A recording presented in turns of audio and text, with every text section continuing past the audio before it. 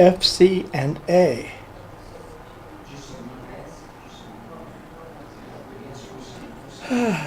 Thank God for air conditioning.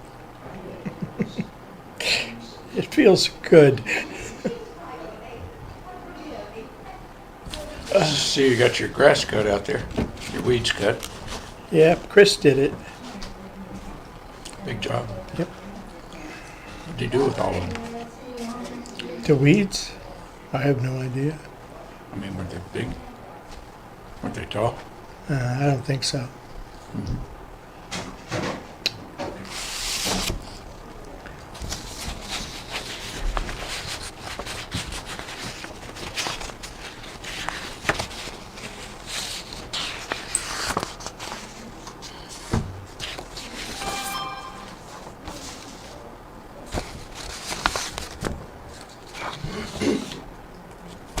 It must be a grill. It doesn't look like a cat warmer back there. Oh, what? Cat warmer. Oh, it's a grill. Yeah. Not a cat warmer. Man, I picked that up at a thrift store for $5. Yeah. And it's essentially brand new. And I love it. Yeah. It's really wonderful. We're going to be lucky people to stop into the thrift store after I've dropped stuff off. Yeah. But you taking a lot of stuff? Taking tons of it, yeah. Yeah. I did that in Lincoln for 3 months. When I got here, I still needed a really big shoehorn to get into the apartment. And I hauled stuff out of there for months to the thrift store after that.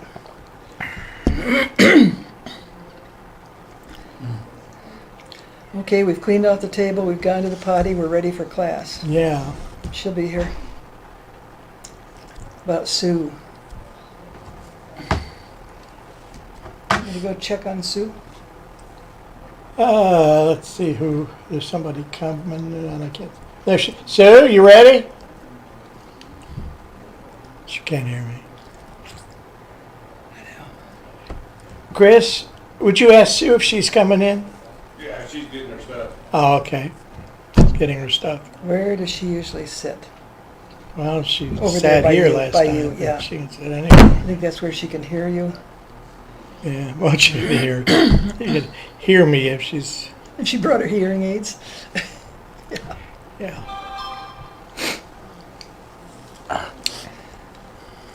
That's tough when she doesn't have her hearing aids. It really is. Yeah, yeah. One time we went to Ojai Without her hearing aids. without her hearing aids. Boy. Oh my God. Let's And look it at was those- Christmas. Look at those $250 ones that they're advertised. Yeah. Yeah, and I wonder how good they are. Of course, they've got a 30-day return policy. If they don't work for you, you just give them back. Yeah. It's Yeah. getting Bell-tone advertisements, and those are about $2,500. Mm-hmm. Yeah. It's. I don't know if anyone cares, but the lavatory in the ladies' room is dripping at this consistency. With the faucet in the sink? Yeah, you just have to tighten it real I tight. did, as tight as I could. It's the cold side. It is. Yeah, it's the I'll cold try side. again. I can go ahead and turn it down. Turn it off. And I'll take your seat. I see you. That's all right, that's all right. Yours down I'll here. move over there. She just pushed you out of the way. Yeah. That's a big push too, it's heavy. Go around that side. Some of the chairs out of your way so you can find your way through the forest of chairs.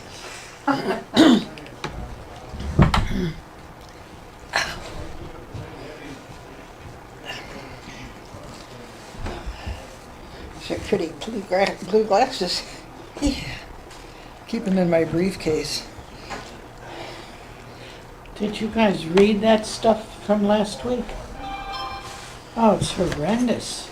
I'm writing papers. I Was don't have mayhem time and to, murder and everything. I don't have time to read that. Mayhem and murder in this? In this?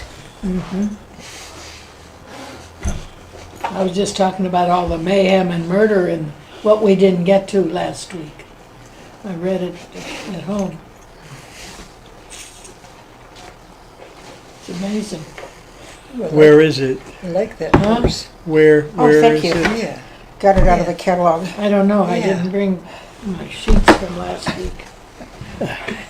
It's new though, and I can't remember which All right. zipper I put what Me in. too, me too. Do you have one of these? I have Oh, zippers and zippers. Yeah, that's a pretty purse too. All right. Well, last week I used Charles Fillmore's affirmation. Jesus Christ is the head of this class. Yes. Yep. I am open, receptive, and responsive to His truth working in and through me. Jesus Christ is the head of this class. I am open, receptive, and responsive to His truth working through me. Working through me. Together? Jesus Christ is the head of this class. I am open and receptive to His truth working through me. And we give thanks for that truth working in us and through us. Christ is in each one of us. And we are open and receptive to the truth of that internal Christ, helping to guide us and direct us, that we may indeed know and express the truth of our creation. Amen. Amen.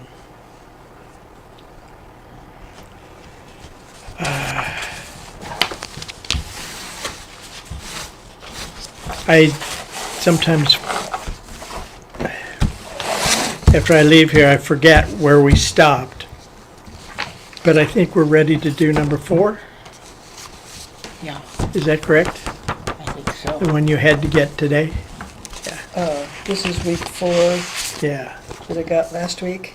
Yeah, the With greatest all your underlines, yeah. cover up of all time. This one, I know you've heard me use this St. Augustine quote. There are many things that are true, which it is not useful for the vulgar crowd to know. And certain things, which, although they are false, it is expedient for the people to believe otherwise. Yeah. And remember, St. Augustine was one of the major fathers of the church. Yeah. So, this chapter begins with 2 strong statements. Tom says that they propelled him to pay close attention, to sit up, and to think more deeply. I'll start with these. I'm not quite sure where you are. I've got, you're beyond the pagan Christ, it's the next one. The first, yeah, the pagan Christ. With number 4. Number 4. And we're just starting to begin with that one? Yeah. Uh-huh. Okay. Could I have another one of these for Mina? Yeah.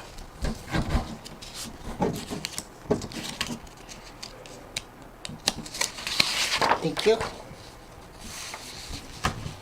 Christianity evolved and took historical form as the result of a corruption of high wisdom already extant, and not as the promulgation of new light and wisdom previously unknown. So it wasn't already unknown. It had been already. Christianity only gained favor and held the allegiance of the masses of the population of the West for centuries because it succeeded in accommodating its message to the prevalent levels of general unintelligence. Yeah. Yeah. In doing so, it inevitably distorted its truth into ludicrous caricature and baneful forms of error and falsehood. It's not very flattering to It the doesn't deserve to be flattered. exactly, yeah. What is promulgation?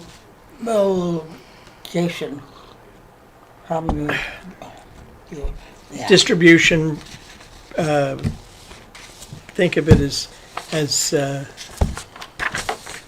Generalized. well, bringing it, distributing it. Yeah. Distributing it amongst the people. Okay. Yeah. The next page, I'm going to start it.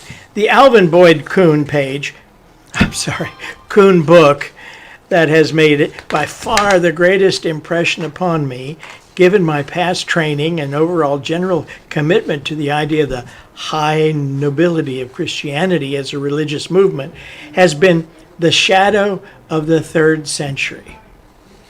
It's 522 studiously researched pages on the lies, fraud, deceit, and violence that conspired to turn Christianity into what Kuhn calls Christianism, came as a profound surprise and shock.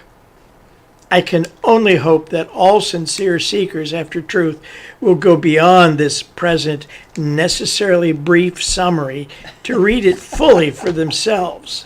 That's reading the 522 pages, of which I only copied 170 of them. Ooh. Yeah. And that's what this is. This is after all the preface stuff and where I wrote Kuhn, Shadow of the Third Century, on this, Oh, on this one. Oh, okay, yeah. the one, yeah, on that.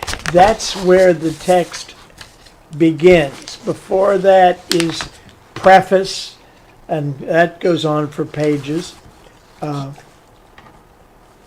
because this begins, this that I'm looking at is page 7. So we had 6 pages of preface, of which I just ignored. It begins with this quotation: "There is no such thing as a religion called Christianity. There never has been such a religion. There is and always has been the church." And what's that saying? That there has been something where somebody wanted to be in control and get money. And they are controlling what they teach, and it's not Christianity. It's something else. That's a great quotation, and you see that it's from the Great Heresies. Yeah. Heresies, page 246. There must have been a lot of heresies. If these assertions embody substantial truth, the obvious inference must be that the West, while under the illusion that it possessed and even implemented Christianity, in reality possessed something else that was believed to be Christianity, but was not. Its highly vaunted religion bore the name of Christianity, but strictly was at no time real Christianity. That grandiose system which it presented and promulgated, taught, passed out, presented under the name of Christianity was at best but a feeble, nay, even a wretched caricature of the real structure that the name connoted. What is now to be expressed for the first time in all the history of religious disputation is that this assumed corpus of cultural influence was at no time truly Christian at all.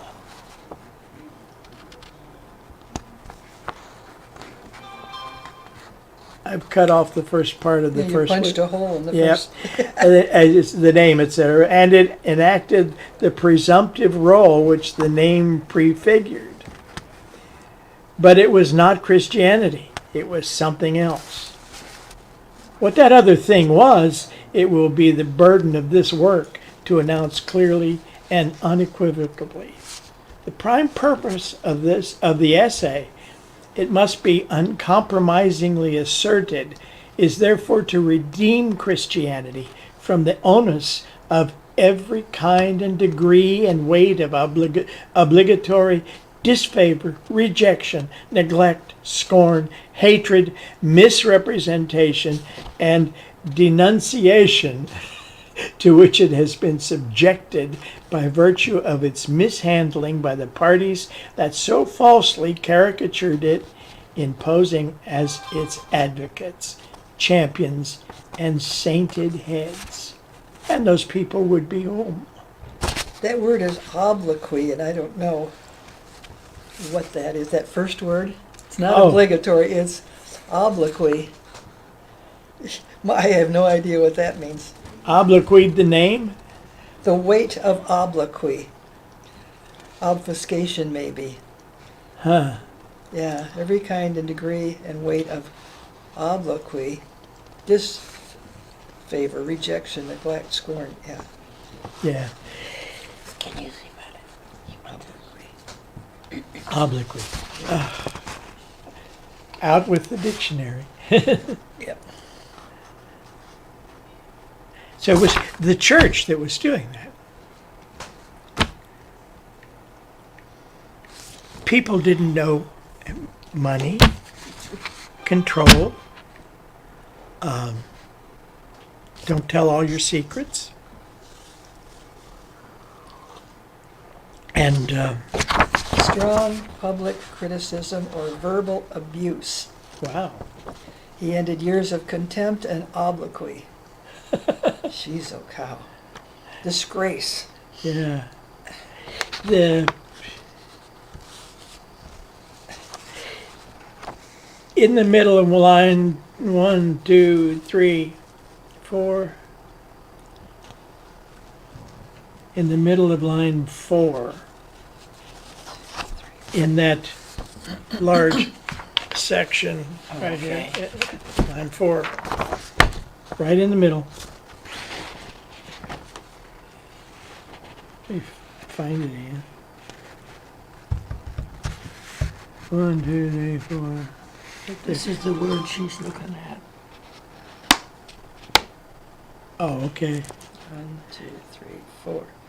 The aim is Yeah.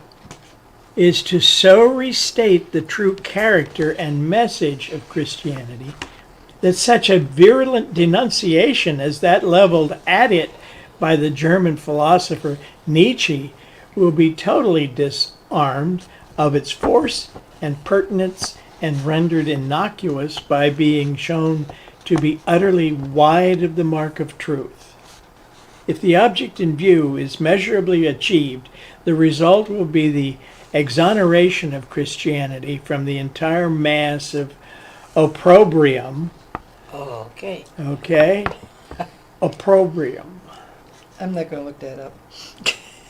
Loaded upon it by the irreligious, the atheists, freethinkers, secularists, the profane of every ilk.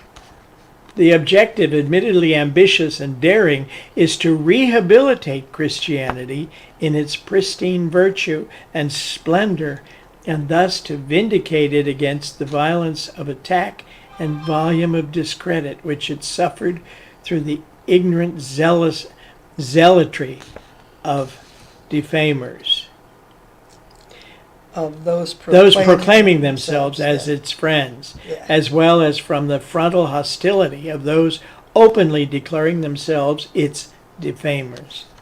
The high design is to restate the system that alone has just claim to the name of Christianity, and to demonstrate by contrast its superiority and magnificence as over against the hetero-Christianity, which by one of the most amazing Demarche,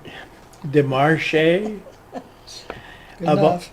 yeah, of all history, came to masquerade in its vestments and under its name. It is desired to establish the extraordinary fact that the system of proclaimed faith and dogma, ceremonial and government, historically known as Christianity, never has been real Christianity at all. If the project is measurably successful, the very desirable object will have been attained of showing that the volume of attack that has been at times heavy and damaging has fallen out of bounds, since it was never leveled against true Christianity, but hit hard against a pseudo-Christianity that for the most part richly merited the There we are. Obloquy. obloquy, thus poured upon it. The blows of attack fell upon the masquerading system, which, while it was never Christianity, yet stood disguised as such, and therefore in line to receive the brunt of many assaults of hostile forces. He's difficult sometimes, don't you think? Yes. Yes. If you want a whole bunch of nasty words to call Christianity, though, you got a whole compendium Oh, right there. I don't know where he pulls them out. And then the first line is a little difficult because on the beginning at the Oh, something was printed on the paper before this. Exactly. One, yeah. The gist of the and thing. this is the paper that I got from the internet, so it came this way. So there's something about conclusiveness in a statement of the sainted Augustine, who has often been given the title of founder of Christian theology. This citation from his writings virtually could stand as the golden text of our work, as it is a concise epitome and summary of the central theme. Its reproduction in this connection and at this juncture of world affairs could well become the solvent of most of the tragic misunderstandings responsible for the present world confusion. It blank stand in the present work as the firing of the opening gun in a battle that will be waged from now on to unseat its throne of power in the domain of mass consciousness, that weird and fantastic delusion of literalized and historicized scriptural myths, which has steeped the minds of untold millions in doltish superstition over so many centuries under the name of Christianity. It is by no means an indulgence in extravagant fancy to assert that it is world-shaking in its implications. Here it is. And this is from Augustine. Yeah. That which is known as the Christian religion existed among the ancients and never did not exist. From the very beginning of the human race until the time when Christ came in the flesh, at which time the true religion, which already existed, began to be called Christianity. That's a powerful line. Yes, I think certainly you is. put some portion of that at the bottom of the bulletin one time. I did. I saved that one. I did, Yeah. yes. Yeah. This astonishing declaration was made in the early 4th century of our era. It can be asserted with little chance of refutation that if this affirmation of the pious Augustine had not sunk out of sight, but had been kept in open view through the period of Western history, the whole course of that history would have been vastly altered for the better. It is only too likely the case that the obvious implications of the passage were of such a nature that its open exploitation was designedly frowned upon by the ecclesiastical authorities in every age. Yeah, they probably wanted to give him hemlock. Yep.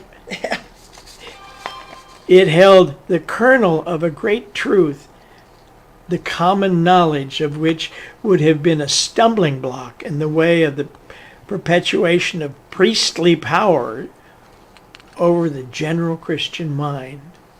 It would have provoked inquiry and disarmed the ecclesiastical prestige of much of the power. And it's not going to let that happen. You know, in the time these things were written, it almost sounds like they expected the change to come Yeah. within the next 50 years maybe, and here it is, Yeah. almost 1,000 years later, and Yeah. yeah, we're not It's there taken yet. us a long time. Yeah, For what is it that the Christian saint actually says? It stands as hardly repudiation of all the chief that's a good- asseverations Okay. on which the structure asseverations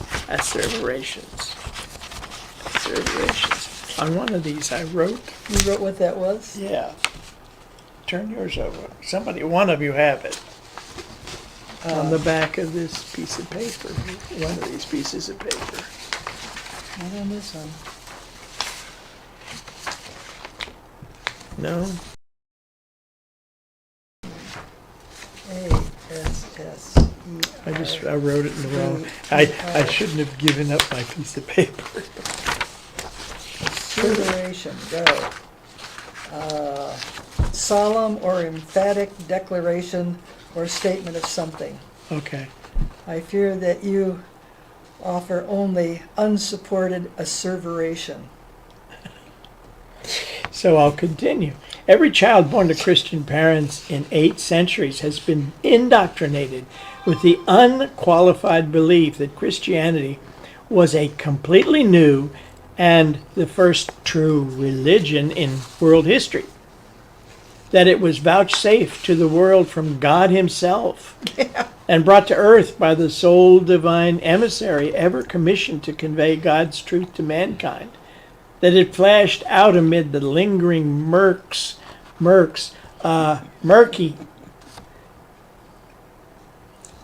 this comes from the word murky. What line are you on?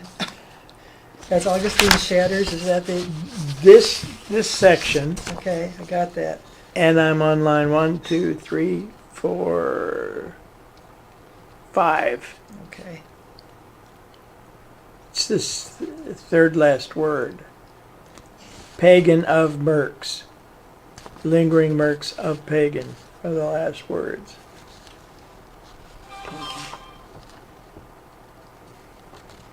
No. Lingering, you might think of it as shadows Yeah. of pagan darkness as the first ray of true light to illumine the pathway of evolution for the safe treading of human feet. All previous religion was the superstitious product of primitive childishness of mind.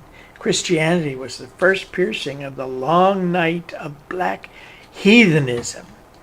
Christianity was the first piercing of the long night of black heathenism by that benignant gift of God, benevolent, benignant, I'm glad you're wrestling with these words. benignant. Yeah, you're right. Augustine shatters this illusion, and this jealousy preserved phantom of blind credulity. From remotest antiquity, he asserts, there has always existed in the world the true religion. It illuminated the intellects of the most ancient sages. Nice short sentences there. Thank you very much. Yeah. It illuminated the most, okay, prophets, priests, and kings. It built the foundation for every national religion, whose tenets consisted of reformulations of its ubiquitous, ageless principles of knowledge and wisdom. It went under a variety of designations: Hermeticism in ancient Egypt, Orphism in early Greece, Zoroastrianism in Persia, Brahmanism in India, Taoism in China, Shinhoism in Japan and China. In no matter that garbled and perverted form, even tribal religionism fostered it. Mystery cultism dramatized and ritualized it in many lands. Social usages, all the round of annual festivals, chimney corner tale and dramatized and ritualized it in many lands. Wait a minute. No. Chimney corner tale and castle ballad, countryside legend and folklore carried it down the stream of time. Always it existed among men. Never was it not present in the world. Hardly ever apprehended at its real value. Its representations badly misconceived. Its import warped and travestied at every turn in popular practice. It yet existed and came down to Augustine's day. He who had been reared early in the cult of Mani, with all its arcana of esoteric explication of cosmogony, anthropology, and theocracy, he who later sat at the feet of Plotinus and from him transmitted to the new faith that took the name of Christianity, which he was later to espouse with such ardor of soul, its mighty doctrine of the Trinity. Plotinus' three fundamental hypostases, the One, the Oversoul, and the World Soul. This man was not hesitant in saying that he and his brethren in the new movement were only giving a new impetus to this age-old system of arcane truth, and for the first time called it, after the new Greek term provided by Hellenism for the central element of all true religion, the Christos, Christianity. It was as if he said, this sublime religion has existed in the world, there's no more.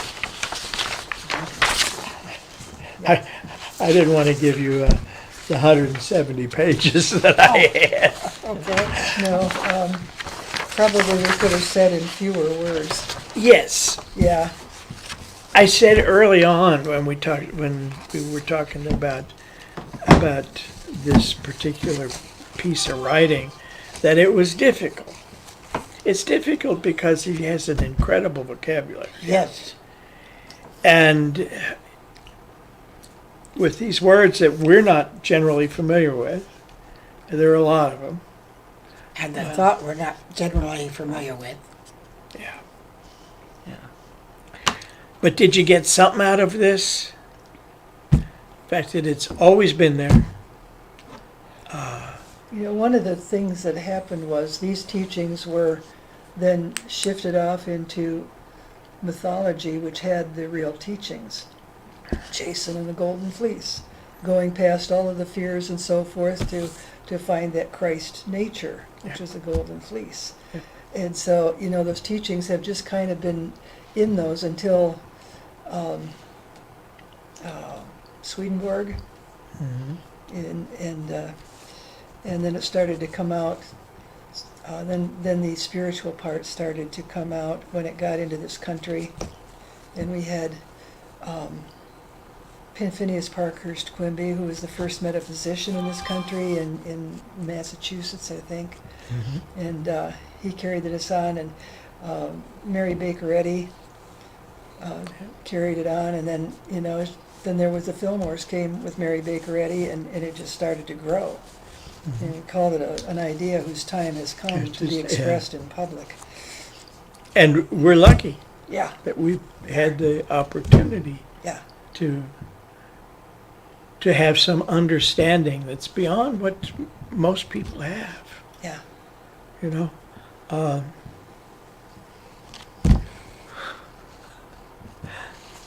I've been doing this a while, Yeah. Yeah. and this was an absolute revelation for me. Yeah, and it's a wonderful support for what we already know, intuitively and in our teachings. And of course, in writing these academic papers I have to have cited support for everything I say. If I say something, then I have to find somebody else who said it. Yeah. You know, but I have to, in the dissertation, I have to support everything I say like that. And this is what this is doing, is just supporting everything we've already known. Exactly. Yeah. It supports Charles Fillmore, Yeah. Mary Baker Eddy, and any of the teachers who have taught truth. Yeah. And these stories, these allegories, these plays, that some of them were plays that were acted out. I think I told you that the Masons act out plays in order to go through the stages of becoming a higher level Mason, in various stages up to, what is it, 32nd degree or so? And there's the Eastern Stars, who kind of follow that pattern. Yeah. My mother was an Eastern Star. She would not talk about it, they weren't allowed to talk about it, but she would mention the stations. And our gift that have been given is that we have not been taught Bible like the rest of Christianity, as it's literal, it's history.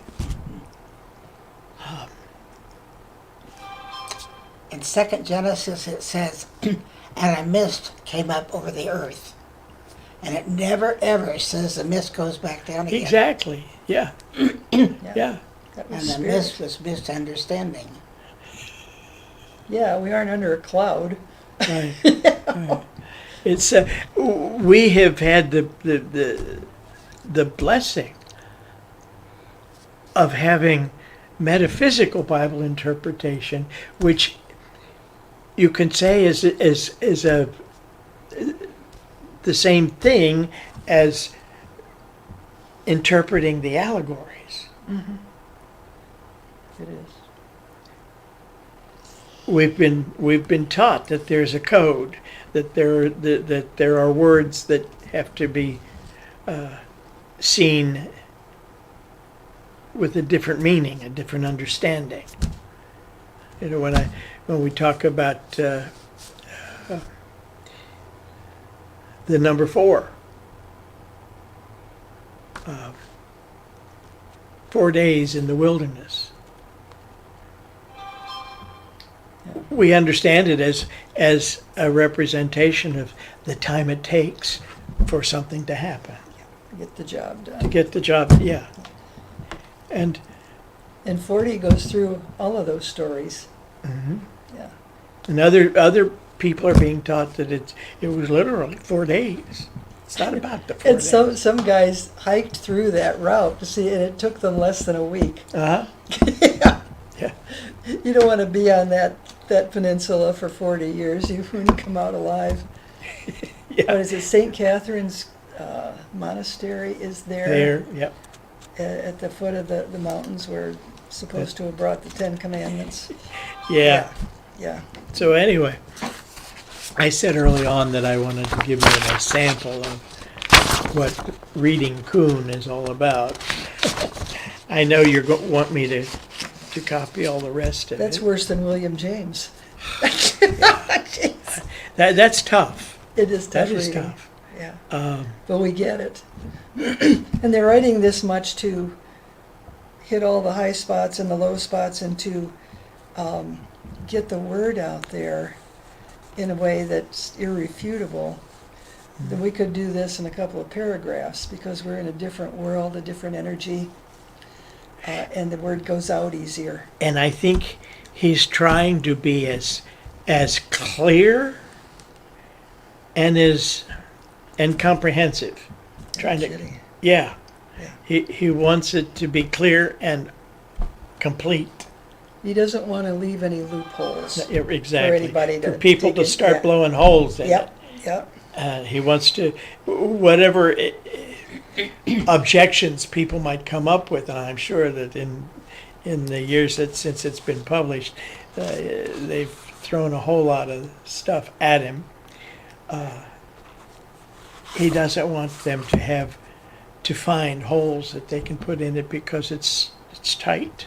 It's complete. What I liked about William James is that he talks about this stuff and what people ordinarily believe this, and you're going along thinking, yeah, we know everybody believes this stuff. Then suddenly he switches in the middle of his lecture, and he starts to talk about how ridiculous that all is. Yeah, yeah. So go to, What's this? what's what? This whole thing. It's this. And this doesn't matter. This yours or mine? Is this yours or mine? It was there, I don't Okay, know. then it's Not fine. mine. You better hide that. Okay. The second page, Second page. well, That's yeah, Week 4, of week 4. okay. Oh, okay. The second last paragraph is the bigger one, and then there's a little two-liner at the bottom Yeah. that carries over to the next page. Yeah. Would you start with that, his case rests upon? Okay, get my light on here. His case rests upon the undeniable fact that the religion that started under the name Christianity in the first century did not long retain its original, deeply spiritual nature and substance. I was quickly forced to realize that it was not by any means the same religion in the 4th century that had been in the first. Despite beginning as a more or less sincere effort of genuine religiousness and mysticism fed by many sources and expressed in many forms, it had plunged rapidly down the grade of deterioration until in the 4th century it had completed its dire transformation, transmogrification into Christianism. Christianism. I like that term because it's not, if it's not Christianity, we have to have a different word for it. So this Christianism Yeah. as opposed to Christianity. I've carefully examined the major evidence so thoroughly documented by Kuhn, and I've found these facts. Top of the page. Somebody take the first one. Christianity began as a cult with almost wholly pagan origins and motivations in the 1st century, and by the 4th it had utterly turned its back on paganism and repudiated every hint of connection with, loading it with contempt. Connection with it, loading it with contempt. From that day to this. Okay. Books that were highly regarded in the movement at the start and for some time thereafter were condemned and violently repudiated within less than 2 centuries. Somebody take next one. Several doctrines that were held in great esteem in the initial period, such as the doctrines of reincarnation and a universal salvation, were later refuted. What did they replace the universal salvation with? Seems like universal condemnation. Yeah. You're going to go to hell. You know? Yeah. Somebody take the next one. Nearly all the original thinkers who had shared in the building of the new movement, its very pioneers and leaders, had, even before the 4th century, been pronounced heretics and were reviled by those who had swept in and grabbed control of the policies. The mystical allegorical method of interpreting the sacred scripture, used at the beginning by Paul and much eminent and such eminent scholars as Clement or of Alexandria and Origen, was replaced by a wholly literal historical approach. Yep. Think of that organization called the Navigators. It was a very, and it still is, a very fundamental Christian organization. The founder said, he used the phrase often, the Bible says it, I believe it, that settles it. And God wrote it in English. Yeah, exactly. Yeah, that's the best one. That's yeah. the best part. Yeah, Yeah, God that's wrote one. it in English. The bottom paragraph. Let me expand a little on this last point. This whole process of drastic change hinged on the crucial decision to take the ancient esoteric wisdom of so-called paganism, the pre-Christianism Christianity, of which both St. Augustine and Eusebius wrote, and make it exoteric, i.e. plain, open, and simple for the ignorant and unlearned masses. That's kind of what Unity started doing not so long ago. They seem to have this idea of let's dumb it down for people. I used to say about that, Charles would build people up. He would teach them so they understood rather than have to have it. I don't have that. Have What you're what? reading now. I went to see if that was from last week that I didn't have. Where's your stuff you had a little while ago?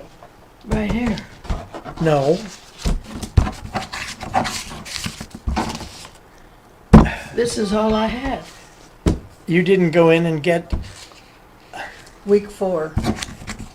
you get something like this. You had something like It's this from earlier. last week. Was it number 4? Yeah. That's the one we're But reading. I don't have that.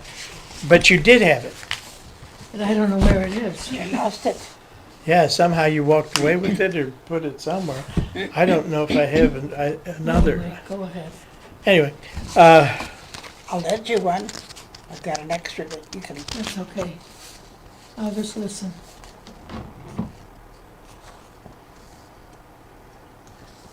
Let me explain. this this business making it exoteric, which was plain, open, simple for the ignorant. Yeah. None of us. This decision had no doubt a worthy aim, and on one level fueled by the Roman gift for organization and crowd control, not to mention the ready use of force whenever deemed necessary, it was a great success. But the price, both intellectually and practically, was terrible. In a powerful passage, Kuhn says that by the time the pagan doctrine of the birth of Christhood in man had been put forth exoterically for lowly mental grasp, exoterically being outside, Yeah.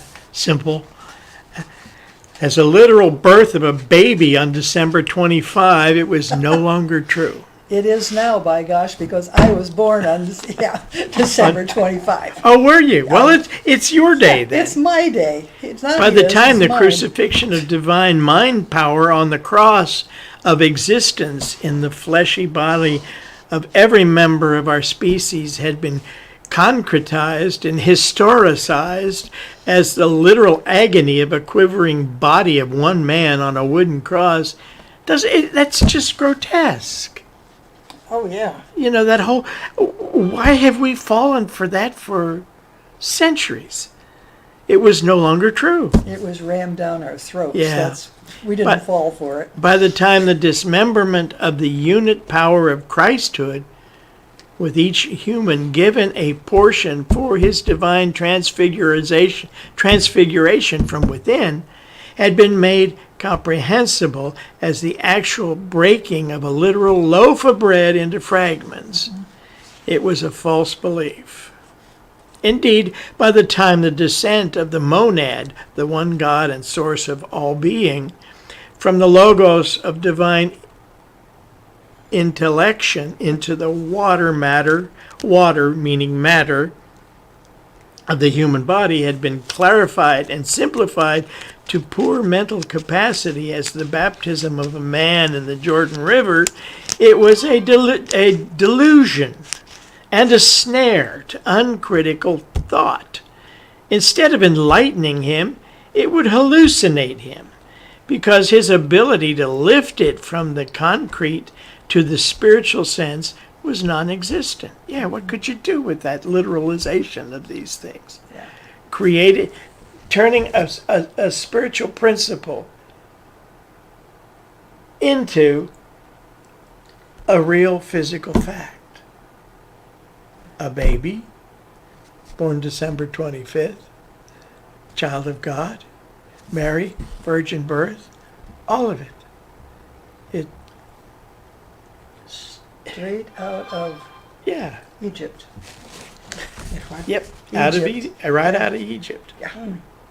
I was in the Jordan River. They make a place where you can walk in there. They make a patio under the water so you can walk in there. And so I was baptizing the people in my group. A whole nother busload of people came down and baptized a whole bunch of them too. I don't know who they thought I was, but okay, I'll do this. You didn't dunk them, huh? I didn't dunk them, no. You sprinkled them. No. Well, I took a handful of water and poured it on your Yeah. head, yeah. Let's see that. Where was I? And said, in and through the power of the Holy Christ, receive ye the Holy Spirit. Very good. I don't know if they caught that one, but That's very good. This Okay. is about a little more than midway. Logos of divine intellection into the matter of the human body had been clarified and simplified to poor mental capacity as the baptism of a man in the Jordan River. It was a delusion and a snare to uncritical thought.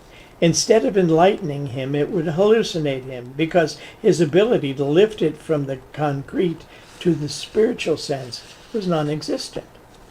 And by the time the incarnation doctrine had been made plain as the descent of God's radiant being into the physical corpus of one man, so that simple minds could see it, it was an outright mockery of truth.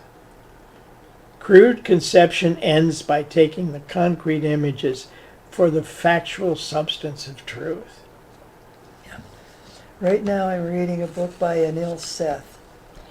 And he's talking about the hallucination. Mm-hmm. And that, we live from our own perceptual world, and so we create the world according to our perceptions. And he's starting to talk about that is our hallucination, that we are in charge of, and so forth. But it's just been interesting that he's starting to use that word. Mm-hmm. Yeah. Somebody take the next paragraph. Earliest church fathers. The earliest, okay. The earliest church fathers themselves admit that they took the high symbolic, esoteric, or secret wisdom that the Christian movement had inherited from paganism, from Platonic philosophy and the mystery religions, and explained it, or rather downgraded it, by means of vulgar fables for the illiterate mob. Mob, okay. Okay. 1/5 1/5 century. A 1/5 century pope even exalted, "What profit hath not this fable brought us?" In this Anacalypsis, Godfrey Hagen's comments, their explanations to the vulgar are suitable to the vulgar, and were meant merely to stop their inquiries. Indeed, Higgins, who also began his prodigious studies with no bias whatsoever against Christianity, says concisely that while the fathers confessed, and for close to 200 years upheld, the existence of an inner profundity of meaning and high range of mystical experience that could be shared only with initiates and genuinely tested and accredited competence. They were soon spreading these inner teachings abroad to the general public, and in the process reducing the rich and sumptuous feast of wisdom to such a hash and porridge as the ignorant masses could find in some way digestible. Thus came Christianism, which was the wreckage of Christianity. Yeah. And who said we liked hash and porridge anyhow? Anyway, I found it particularly convincing that the great historian of that period, Sir Edward Gibbon, in his Decline and Fall of the Roman Empire, observed, quote, "The most extravagant legends, as they conduced to the honor of the church, were apprehended by the credulous multitude, countenanced by the power of the clergy, and attested by this suspicious evidence of ecclesiastical history." Oh my. In short, in the view of these scholars, the church converted a whole mass of romantic legends or myths into so-called history, a multiplication of fictitious stories. What emerged was in many ways a cult of ignorance. Not surprisingly, today's ultra-conservative Christians are not very pleased with Gibbon. Most have yet to hear of Higgins, Massey, or Kuhn, but they need to hear them if Christianity today is to be more a part of the solution to the world's problems and less a part of the problems themselves. The still potent aura of Christian triumphalism needs to be shattered by the hard facts of history for a new order of global religious harmony to emerge. Here's a humbling assessment by Kuhn of the real state of affairs. Quote, "The universal tradition in all Christendom has had it that the new faith sprang into existence out of conflict as the bearer of the victory of light over..." Wait a minute, I just lost it. A light over darkness. Oh yeah, where it is, I just can't find it. Third light. Light over darkness. Yeah, okay. Alas, and again, alas, it was not so. It came out waving the banner of darkness as a victor over the light. But it all but put out the light of the world. Yeah. There's a church in Lee Summit, big letters, Christ Triumphant. Yeah, And finally they took Christ off and now it just says triumphant. that makes no sense. Yeah, thank you for Absolutely taking no Christ out sense. of that one anyhow. This statement about putting out the light may seem like an exaggeration of the worst kind until you read the full story and comprehend it. I discovered in my research that, like Massey and Kuhn, a host of other scholars have documented such a horror story of book burning, forgery, and deliberate fraud over the late 2nd, 3rd, and 4th centuries that anyone unfamiliar with it can scarcely take it all in. Quote, "Picture the anomaly of the Christian host emerging from the struggle allegedly carrying the victorious banner of light, while with hot feet it stamped out the blackened ashes of the books of the Alexandrian library," wrote Kuhn. "Picture this bearer of the standard of new light burning, in 553 CE, the books of the most truly exalted theologian, Origen, and invoking anathema, curses of excommunication, on anyone found reading them." Yeah. Yeah. They were putting the light out for sure. Yeah, I was talking to somebody from Persia, said that also they burned the Persian libraries at the same time. Really? I Yeah. didn't know that. I suppose that was Zoroastrianism. Yeah. It was still the one God and the God of light. Charles B. Waite, in his History of the Christian Religion to the year 200, tells how Eusebius, whose ecclesiastical history is the principal source for the history of Christianity from the apostolic age until his own day, was a most conspicuous liar. What's almost equally bad is that Eusebius frequently made many sloppy mistakes. Quote, "No one has contributed more to Christian history, and no one is guilty of more errors," Waite charges. Quote, "The statements of this historian are made not only carelessly and blunderingly, but in many instances in falsification of the facts of history. Not only the most unblushing falsehoods, but literary forgeries of the vilest character darken the pages of his writing." End quote. I had heard not a word about any of this during my year's training for the Anglican priesthood. Of course not. Of course not.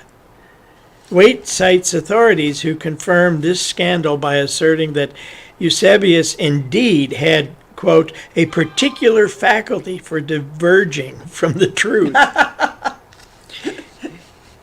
End quote. He was always ready to supply by fabrication what was wanting in the historical record. So if it wasn't in the record, well, let's put it in. Fill it Let's in. make it up. Fill it in. Yeah. Yeah. Yeah, there's a hole there. We'll put something in. Yeah. Something. In other words, this great world religion actually rests on a foundation of falsehood and forgery.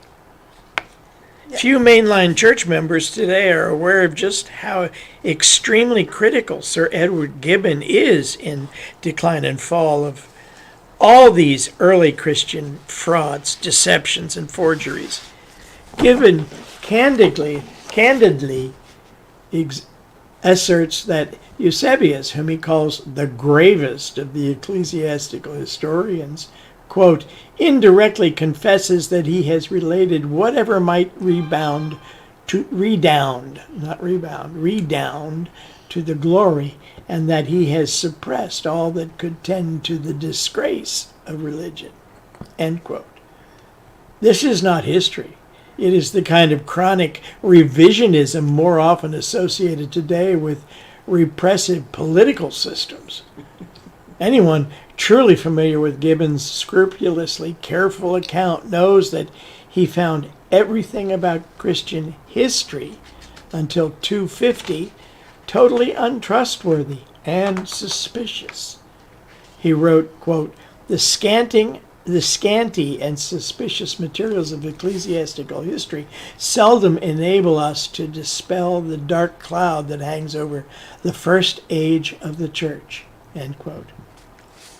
Gibbon testifies, for example, to the vulgar forgery of the deliberate insertion of two admittedly spurious passages regarding Jesus Christ into the text of the Jewish historian Josephus. He also produces reliable authorities to show that even in such an important matter of historical record as the number of Christian sectaries, martyred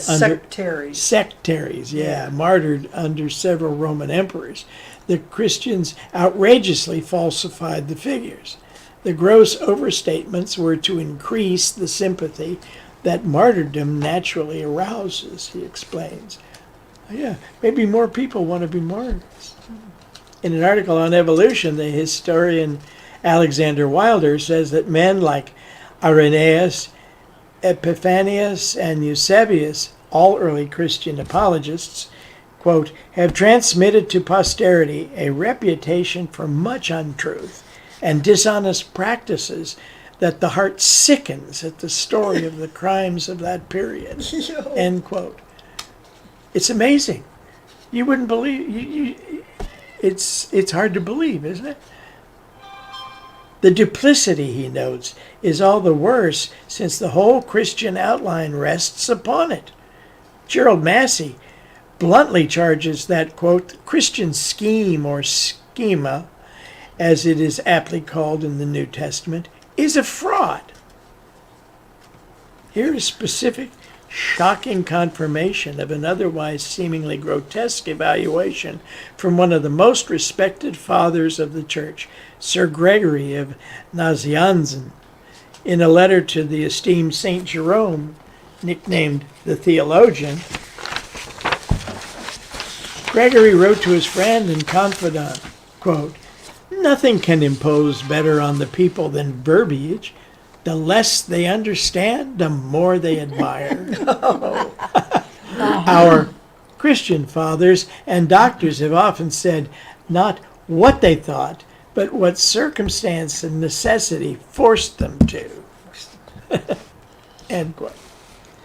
The whole aim of these 3rd and 4th century Machiavellian machinations was to obscure and conceal all traces of the deep connection between the new light of Christian revelation and its pagan past. Quote, and when Eusebius recorded his memorable boast that he had virtually made all square for the Christians, it was an ominous announcement of what he had done to keep out of sight the mythical and mystical rootage of historical Christianity. End quote, charges Massey. That's interesting, made all square. Yeah, Yeah. Cleared out all the rabble or something like that. yeah.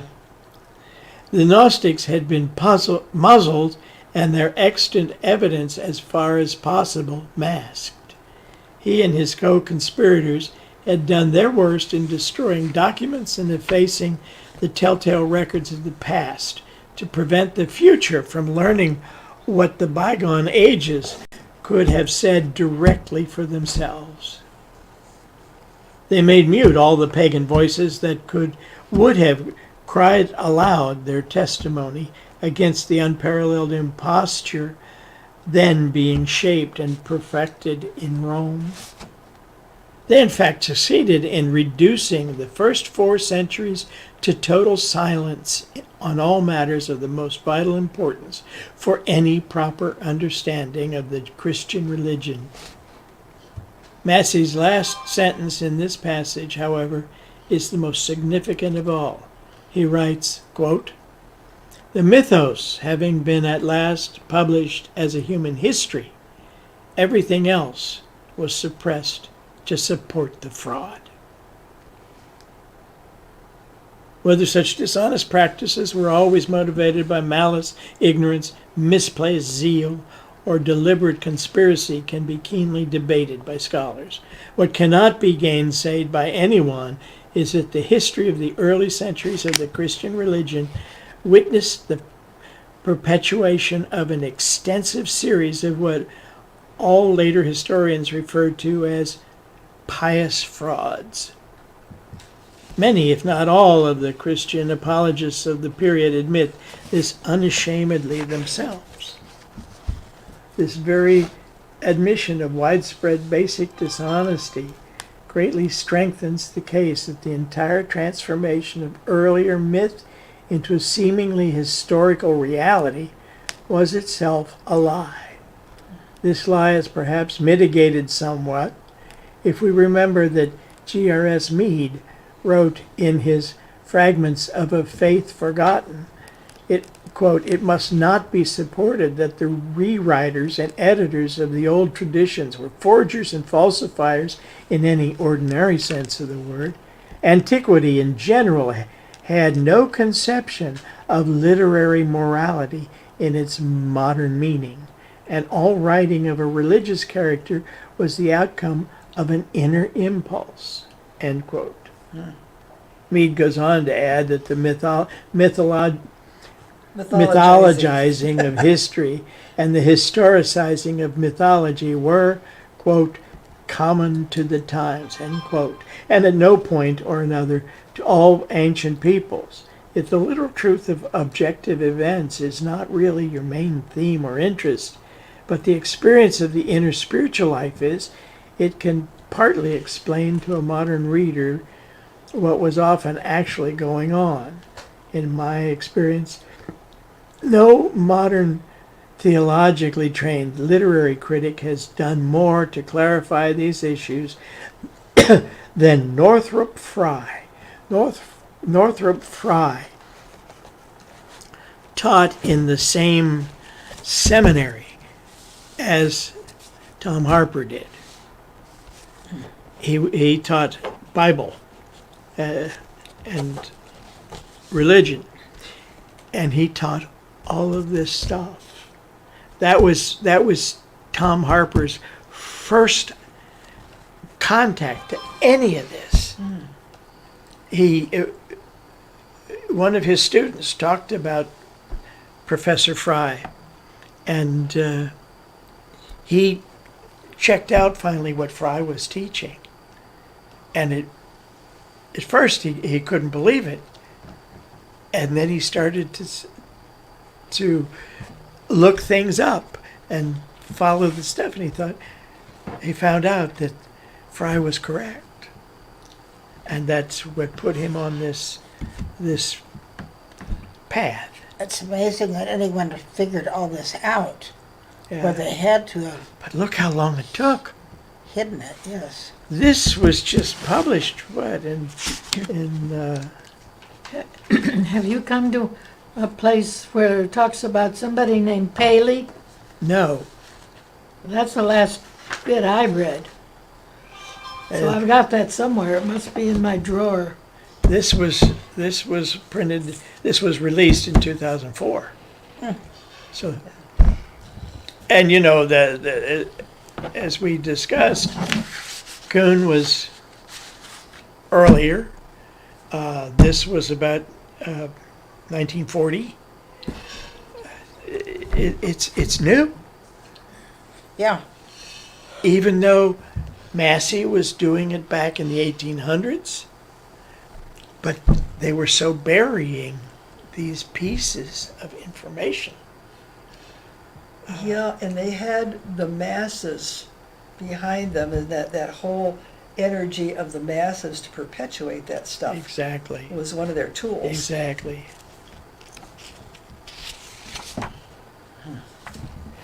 I'm going to stop there because if I want to pick up with Gibbon's harsh judgment at the very bottom of the page, because that goes into some good stuff on the next page.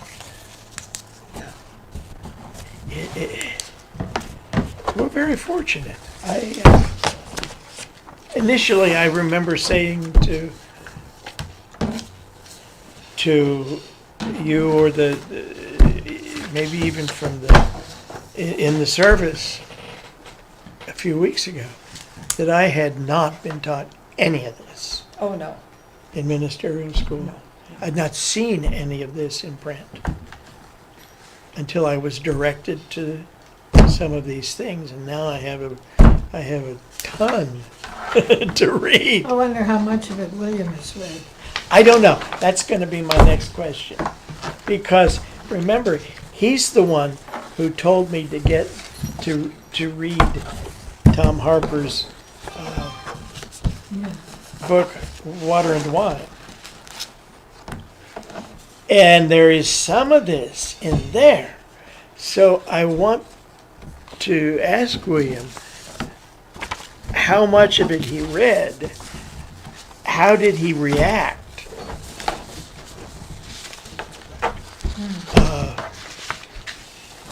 Because